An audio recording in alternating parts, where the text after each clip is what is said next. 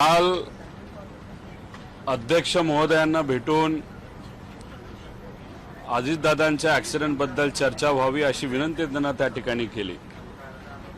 त्याच्याचबरोबर अनेक दिवसांपासून आम्ही लक्षवेधी की त्या ठिकाणी लावण्याची विनंती केलेली आहे। प्रस्ताव हा विधिमंडळाकडे त्या ठिकाणी गेलेला आहे, पण अजून तो काही मान्य झालेला नाही।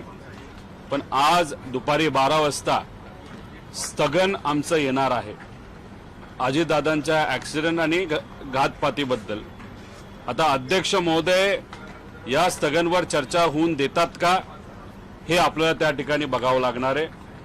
त्यामुळे 12 वाजता आज जेव्हा स्थगन येईल तेव्हा नेहमीप्रमाणे चर्चा होऊन न देता पुढच्या कामकाजापर्यंत ते जातात का अजितदादांचा मुद्दा हा महत्त्वाचा असल्यामुळे आणि आज तो त्या ठिकाणी चर्चा करून देतात का नाही हे आपल्याला बघावं लागेल।